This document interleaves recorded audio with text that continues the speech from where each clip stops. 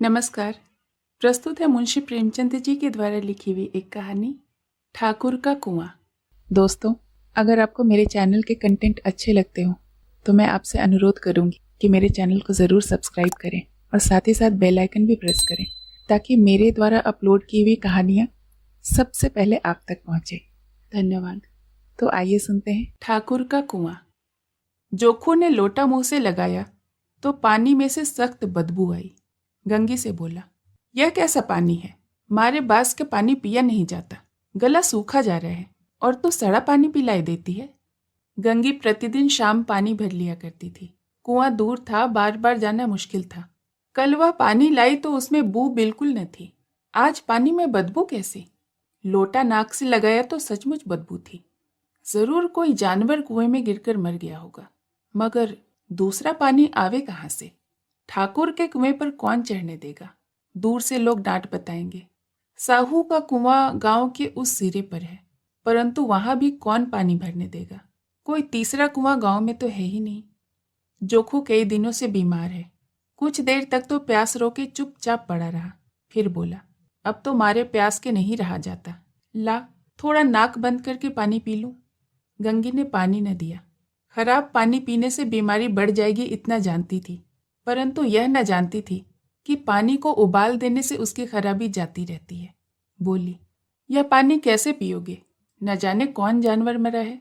कुएं से मैं दूसरा पानी लाई देती हूँ। जोखू ने आश्चर्य से उसकी ओर देखा। पानी कहाँ से लाएगी?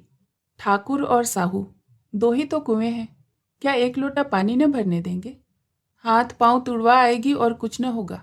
बैठ चुपके से, ब्रह्म देवता आशीर्वाद देंगे। ठाकुर लाठी मारेंगे, साहू जी 1 के 5 लेंगे। गरीबों की दर्द कौन समझता है?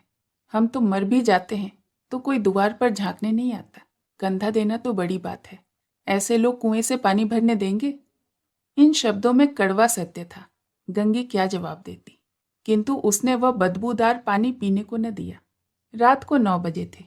थके मांदे मजदूर तो सो चुके थे। ठाकुर के दरवाजे पर 10-5 बेफिक्रे जमा थे।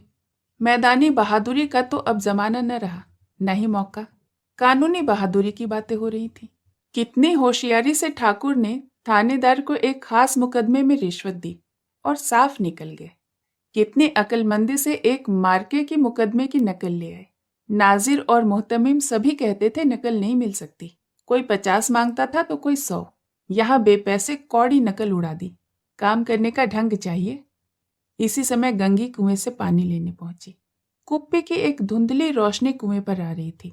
गंगी जगत की आड़ में बैठी मौके का इंतजार करने लगी। इस कुएं का पानी सारा गांव पीता है, किसी के लिए रोक नहीं है। सिर्फ ये बदनसीब नहीं भर सकते। गंगा का विद्रोही दिल रिवाजी पाबंदियों और मजबूरियों पर चोटें करने लगा। हम क्यों नीच हैं और ये लोग क्यों ऊंच हैं? इसीलिए कि ये लोग गले में धागा डालते हैं। यहाँ तो जितने हैं एक से एक छठे हैं। चोरी ये करें, जालफरेब ये करें, झूठे मुकदमे ये करें। अभी इस ठाकुर ने उसी दिन तो बेचारे गरेड़िए की भेड़ चुरा ली और बाद में मार खाकर आया। इन्हीं पंडित के घर में तो 12 मास जुआ होता है। यही साहू जी जो घी में तेल मिलाकर बेचते हैं, काम करा लेते हैं, मजदूरी देते नानी मरती है। किस किस बात में हमसे ऊंचे हैं? हम गली गली चिल्लाते नहीं कि हम ऊंचे हैं, हम ऊंचे हैं। कभी गांव में आ जाती हूँ तो रस भरी आंखों से देखने लगते हैं, जैसे सबकी छाती पर सांप लौटने लगता है। परंतु घमंड यह कि हम ऊंचे हैं। कुएं पर किसी के आने की आहट हुई। गंगी की छाती धक धक करने लगी, कहीं देख ले तो गजब हो जाए। उसने घड़ा और रस्सी उठा ली और झुककर चलती हुई एक वृक्ष के अंधेरे साये में जाकर खड़ी हो गई। कब इन लोगों को दया आती है किसी पर? बेचारे महंगों को इतना मारा कि महीनों लहू थूकता रहा, इसीलिए तो कि उसने बेगारी न दी थी। इस पर यह लोग ऊंचे बनते हैं। कुएं पर स्त्रियां पानी भरने आई थीं, इनमें बातें हो रही थी। खाना खाने चले और हुक्म हुआ कि ताजा पानी भर लाओ। घड़े के लिए तो पैसे ही नहीं है। हम लोगों को आराम से बैठे देख इन मर्दों को जलन सी होती है।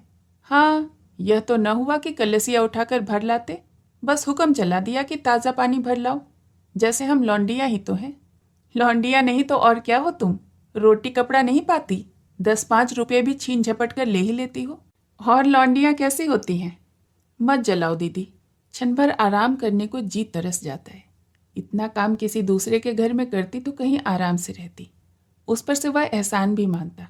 यहाँ तो काम करते करते मर जाओ, पर किसी का मुंह सीधा नहीं होता। दोनों पानी भरकर चली गईं तो गंगी वृक्ष की छाया से निकली और कुएं की जगत के पास आई। बेफिक्रे चले गए थे। ठाकुर भी दरवाजा बंद करके आंगन में सोने जा रहे थे। गंगी ने क्षणिक सुख की सांस ली। किसी तरह मैदान तो साफ हुआ। अमृत चुरा लाने के लिए जो राजकुमार किसी जमाने में गया था, वह भी शायद इतनी सावधानी के साथ और समझबूझ के साथ न गया हो। गंगी दबे पांव कुएं की जगत पर चढ़ी।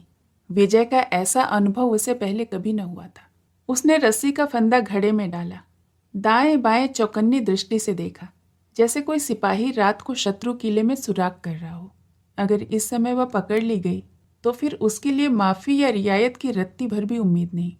अंत में देवताओं को याद करके उसने कलेजा मजबूत किया और घड़ा कुएं में डाल दिया। घड़े ने पानी में गोता लगाया, बहुत ही आहिस्ता, जरा भी आवाज न हुई। गंगी ने 2-4 हाथ जल्दी जल्दी मारे। घड़ा कुएं के मुंह तक आ पहुंचा। कोई बड़ा शहजोर पहलवान भी इतनी तेजी के साथ घड़ा न खींच सकता था। गंगी झुकी कि घड़े को पकड़कर जगत पर रखे कि एकाएक ठाकुर का दरवाजा खुल गया। शेर का मुंह भी इससे ज्यादा भयानक न होगा। गंगी के हाथ से रस्सी छूट गई। रस्सी के साथ घड़ा धड़ाम से पानी में गिरा और कई क्षण तक पानी में हिलकोरों की आवाजें सुनाई देती रही। ठाकुर कौन है पुकारते हुए कुएं की तरफ आ रहे थे और गंगी जगत से कूदकर भागी जा रही थी। घर पहुंचकर देखा कि जोखू लोटा मुंह से लगाए वही मैला गंदा पानी पी रहा है। अपना अनमोल समय इस कहानी को देने के लिए आपका बहुत बहुत धन्यवाद।